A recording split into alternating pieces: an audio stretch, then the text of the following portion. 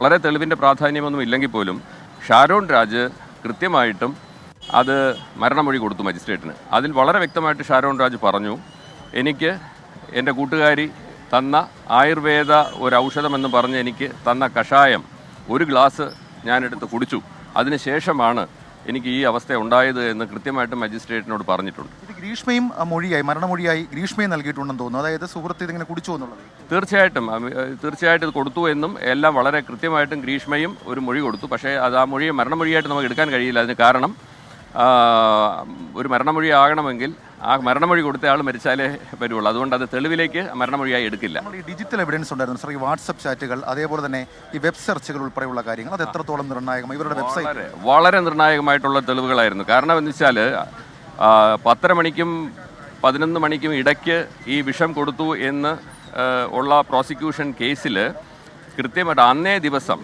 അന്ന് 7:26 രാവിലെ അന്നേ ദിവസം 7:26 ആയപ്പോൾ ഗ്രീഷ്മ വെബ് സെർച്ച് നടത്തിയിട്ട് ഈ പാരക്വറ്റിൻ്റെ ഓരോ പ്രവർത്തന രീതിയും, അത് ശരീരത്തിൽ എങ്ങനെ പ്രവർത്തിക്കും, അതിൻ്റെ വിഷാംശം ഉള്ളിൽ എത്ര നേരം ഉണ്ടാകും, അത് എത്ര എക്സ്ക്രീറ്റ് ചെയ്ത് പോകും, ഇങ്ങനെയുള്ള എല്ലാ കാര്യങ്ങളും, കാരണം ഉടൻ മരണം സംഭവിക്കുമോ, എത്ര സ്ലോ പോയിസണിങ് എങ്ങനെ നടക്കും, ഇങ്ങനെയൊക്കെയുള്ള കാര്യങ്ങളെല്ലാം വളരെ വ്യക്തമായിട്ട് തന്നെ സെർച്ച് ചെയ്ത് മനസ്സിലാക്കിയിട്ടാണ് കൊടുത്തത്. അത് വളരെ പ്രധാനപ്പെട്ട ഒരു സാഹചര്യം തെളിവായിട്ട് നമുക്ക് കോടതിയിൽ കൊടുക്കാൻ കഴിയും. ആത്മഹത്യാ ശ്രമം, പ്രത്യേകിച്ച് ജ്യൂസ് ചലഞ്ചിന് മുൻപ് പാരസെറ്റാമോളിനെ കുറിച്ച് സെർച്ച് ചെയ്തു എന്ന് പറഞ്ഞു. അപ്പോൾ ഈ ആത്മഹത്യാ ശ്രമം എന്നുള്ള പ്രതിഭാഗം വാദം അത് പൂർണ്ണമായും നമ്മൾ ക്രോസ് ചെയ്തില്ലേ?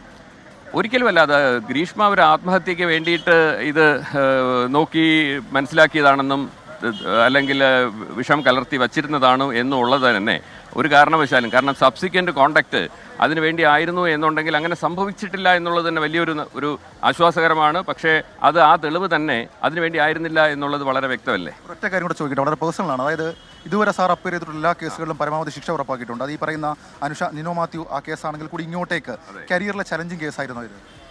ഞാൻ പ്രോസിക്യൂട്ട് ചെയ്തതിൽ വെച്ചിട്ട് ഏറ്റവും ഒരു കഠിനമായിട്ടുള്ള ഒരു കേസ് തന്നെയായിരുന്നു ഈ ഷാരോൺ മർഡർ കേസ്. അതിന് കാരണമെന്ന് വെച്ച് കഴിഞ്ഞാൽ വിഷം കൊണ്ട് ഉള്ള മരണമാണ് സംഭവിച്ചിരിക്കുന്നത്, കൊലപാതകമാണ് എന്ന ആരോപണം ഉന്നയിച്ചപ്പോൾ തന്നെ വിഷം ശരീരത്തിലോ ആന്തരിക അവയവങ്ങളിലോ വസ്ത്രത്തിലോ ഒന്നും തന്നെ കിട്ടിയിരുന്നില്ല. കാരണം അതൊരു കൊറോസീവ് പോയിസണാണ്, വളരെ ഹൈലി വോളറ്റൈലായിട്ട് പെട്ടെന്ന് ഇവോപ്പറേറ്റ് ചെയ്ത് പോകുന്ന ഇതായതുകൊണ്ട് അത് ഒന്നും തന്നെ ലഭിച്ചില്ല.